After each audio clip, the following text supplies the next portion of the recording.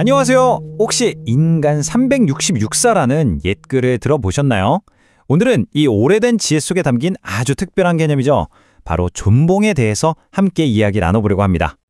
자, 본격적으로 시작하기 전에 우리한테 아주 익숙한 신앙에 대해서 한번 생각해 볼까요? 여러분에게 신앙이라는 건 그냥 일방적으로 믿는 건가요?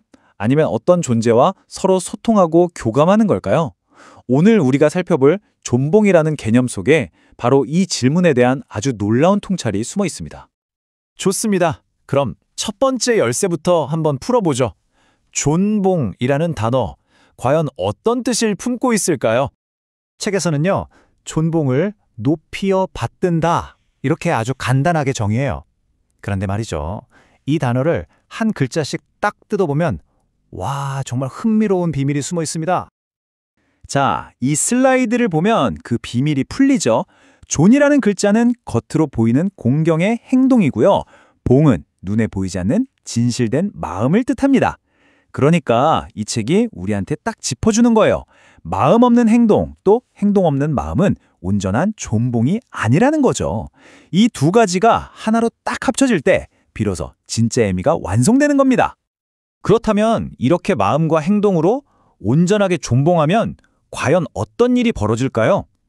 이 책에서는요, 아주 놀라운 응답이 있다고 이야기합니다. 여기서 진짜 핵심 키워드는 바로 상호작용입니다. 일방적으로 그냥 믿고 비는 게 아니라는 거죠. 우리가 먼저 진심으로 받들면 그에 대한 화답으로 하늘로부터 전기, 그러니까 일종의 생명 에너지 같은 게 내려온다는 거예요. 이거 마치 우리가 먼저 손을 내밀어야 상대방도 손을 맞잡아주는 것처럼 어떤 인격적인 관계를 맺는 것과 비슷하죠? 와, 이 구절은 그 응답의 모습을 정말 너무나 아름답게 그려내고 있어요. 마치 우는 아이에게 젖을 물리고 헐벗은 몸에 옷을 입혀주는 어머니의 사랑처럼 말이죠. 우리가 먼저 다가가야 하지만 일단 그 관계가 연결되면 돌아오는 응답은 이렇게나 따뜻하고 조건 없는 사랑이라는 걸 보여주는 정말 인상적인 대목입니다. 자, 그럼 반대의 경우는 어떨까요? 앞서서 그토록 중요하다고 했던 정성, 이 진실된 마음이 빠져버린 믿음은 어떻게 될까요? 책의 경고는 정말 섬뜩할 정도로 단호합니다. 정성이 빠진 믿음은 귀머거리요, 소경과 같다고 말하거든요. 보고 들을 수는 있는데 진짜 진실은 보지도 듣지도 못하게 된다는 정말 강력한 경고인 거죠. 바로 이 슬라이드가 그 차이를 아주 극명하게 보여주죠. 정성이 있으면 하늘의 생명력과 연결이 되지만 정성이 없으면 그냥 모든 게 막혀버리는 거예요. 비유하자면 아름다운 음악이 그냥 시끄러운 소음으로만 들리고 위대한 그림이 그냥 물감 자국으로만 보이는 거랑 똑같아요. 세상의 껍데기는 볼 수 있어도 그 안에 담긴 진짜 의미와 진리는 결코 알 수 없게 된다는 뜻입니다. 아니, 그러면 이 보이지도 않는 진리를 도대체 어떻게 알 수 있다는 걸까요? 책은 그 마지막 해답을 바로 깨달음에서 찾고 있습니다. 다시 말해서 우리의 눈, 코, 귀 같은 오감만으로는 진리를 알 수 없다면 대체 어떤 방법이 남아있냐는 거죠. 이 책은 아주 뜻밖의 곳에서 그 실마리를 찾아냅니다. 책이 드는 비유를 보면 정말 무릎을 탁 치게 됩니다.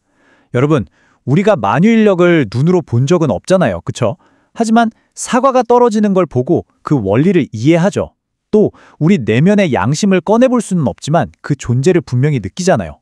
바로 그거예요. 하늘의 진리 역시 감각이 아니라 이치를 깨닫는 마음으로 알게 된다는 겁니다. 머리로 외우는 지식이 아니라 기쁜 성찰을 통해 아하! 하고 무릎을 탁 치는 바로 그런 순간 말이죠. 그리고 이런 깨달음의 과정 없이 진리를 얻으려는 시도를 이 책은 이렇게 표현합니다. 돌장승이 아이 낳기를 기다리는 것과 같다고요. 정말 재치 있으면서도 핵심을 찌르는 비유 아닌가요? 그건 절대 불가능한 일을 하고 있다는 걸 아주 명확하게 보여주는 거죠.